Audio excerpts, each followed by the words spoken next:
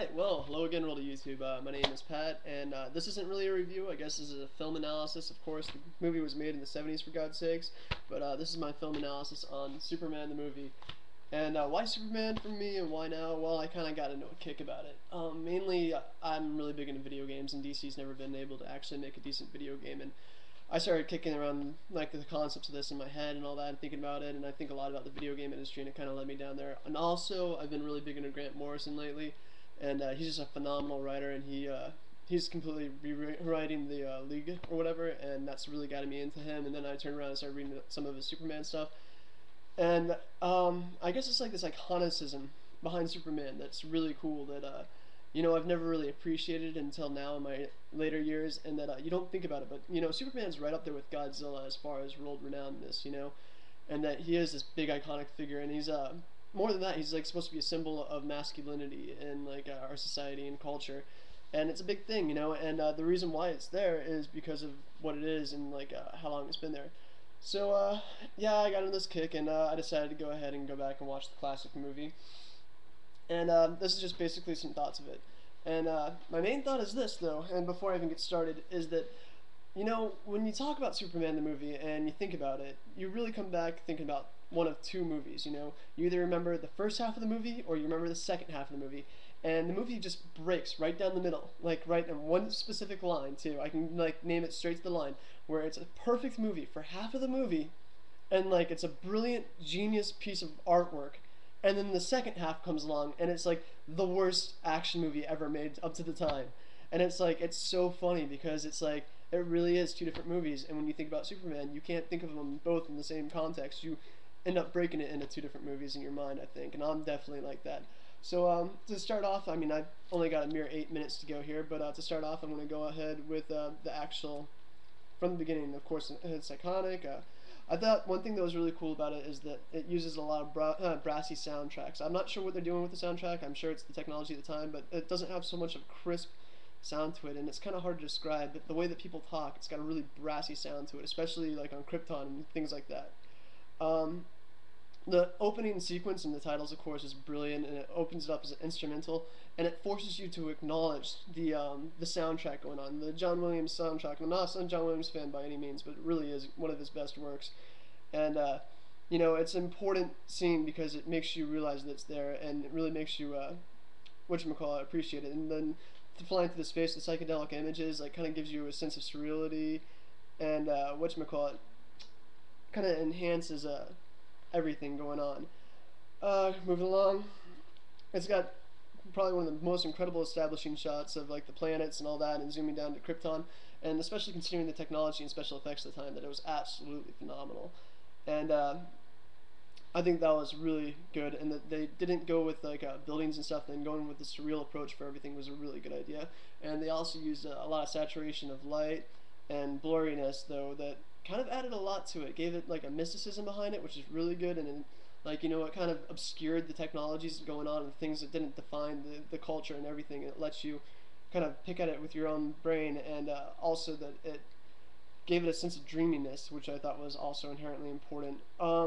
It was great, though. I mean, like the world like opening up with the score and all that, that it shifts right from the strong like dun da da da dun dun dun dun, and then like shifts towards the I can't even remember how it goes, but like it changes the score, and it perfectly segues it onto the thing, and opening up with like the story with Zod and all that was also a nice touch that pulls the audience right into something, and you're instantly drawn in because it's instantly showing you something to grab onto. And I think that's one thing that's cool about Superman, is it has perfect flow. I mean, it really does, like all the way up to the half point, the halfway point, but up to then it has absolutely perfect flow. Like everything that goes on is just well thought out and just really well done. There's so much that I've written down. I've got pages and pages of this analysis, but I have to keep running through it for time's sakes. Do do do do do. Dream legs.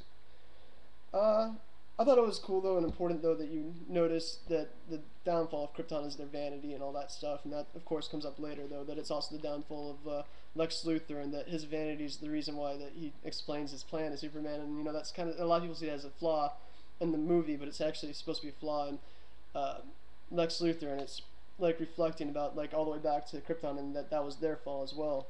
And it was supposed to be like a statement about humanity too. I think as a whole, though, is that there's members of society who are vain and they're the corrupt ones or whatever, and there's ones who are in this greater whole, like working towards a greater whole. And there's something about that too that's really like integrated in the movies too. If you ever notice, whenever he has a rescuing scene in these movies and things like that, that it's never him just like picking up a damsel or anything. There's people in the scenes. There's pilots. There's medical rescue teams.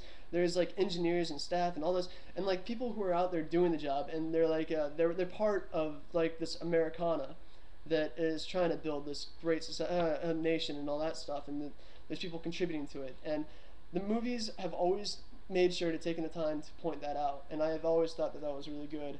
Going along though, of course though, you know, one thing that would never fly today is probably the nudity though of the kid or whatever, and it's like it's a kid, you know, so I mean, it's not really nudity, but it would never fly in movies today just because of the way that our society has changed. But like I think though that something that's important to acknowledge though is that it's this nudity is very important to the scene. I mean, like, do I really have to spell this out to you? But it's all birth imagery. The spaceship floating through space and all that when he's like leaving when Krypton falls, and floating around in there is supposed to be like the womb, and you see him like start developing hair or growing hair and all that stuff, and then like when he like raises up out of the ship and he falls to Earth and all that stuff, and he comes out of it naked and stands up. That's birth imagery, people. That's him crawling out of the womb. I mean, do I really need to spell that out? But yeah, I thought that the fall of Krypton was perfect, and that showing the images of people falling down in the redness and all that stuff showed like the perfect depiction of like the fall of a society. And there's just so much good like like well thought out camera work out throughout the whole like first half of the movie that was great. I thought that they had a great way of introducing like Martha and his parents and Jonathan or whatever, his adopted parents, and that they managed to do character development while continuing the story at the same time. I mean, they didn't stop to do an establishment so that they can turn around and just kill Jonathan though, but it was actually integrated in the story very well, and I thought that was really good.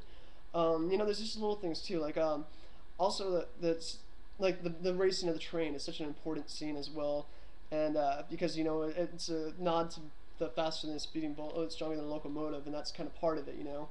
And it's also that if you think about it, like locomotives and all that stuff was another iconology of American culture, especially like the West and all that stuff. And that you got to remember when Superman was coming around, like Western movies and stuff were like the big thing, and that's really a big part of it too. Is that like the trains and stuff are a huge part of it, and that doing the side by side comparison was brilliant. And let's see, going on. Oh man, I'm gonna have to do this in multiple videos, guys. I'm sorry. Let's see. Appropriate. Oh, I thought it was cool that they had Lana. I thought that it was cool that the first feat of Superman they had was of him kicking the football, though, and like, oh, I'm sorry, not him kicking the football. It was him picking up the truck, of course. What am I saying? And I think that that was kind of a really well done way of doing it, and there couldn't have been like a better way of doing it. And man, I thought the establishing shots for Kansas were absolutely amazing, and I thought that there was so much that went into it. Like you know, when his father's funeral or whatever, if you pay attention, like they took the time to go ahead and film this at dusk, like when, or not at dusk, but when the sun was going down, and you can tell because of like how the lighting and like the atmosphere of the area was, and you can tell that it was in the later part of the day. And they did this so that the hill that they were standing on was cascading a shadow on the hill behind them. And like there's a lot of imagery that's like very subtle, and that takes a lot to think these things through if you really think about it. And that like when they're walking away from the funeral, if you look at it, you can see the shadows cascaded on the far mountains and all that stuff, and they're walking away from that. They're walking away from like this part of their life is what the idea is, you know, from when Jonathan was alive after his death. Then again later though, when he, you know, it wakes up the next day and it's a new day or whatever, and it's like everything's changed about him. And I'm gonna have to go on a second video, and I'm just gonna do 2 videos, I swear. But anyways, yeah, they also do the same thing though when he's leaving the farm, and that you notice there's a cloud floating overhead on the farm, and that Martha's on one side and Superman's on the other side, and that's when he's leaving. That's the separation, and it shows the blue skies, the future of what's on the horizon. And go ahead and please look up my next video and see where I'm going with this, and let me know what you guys think too.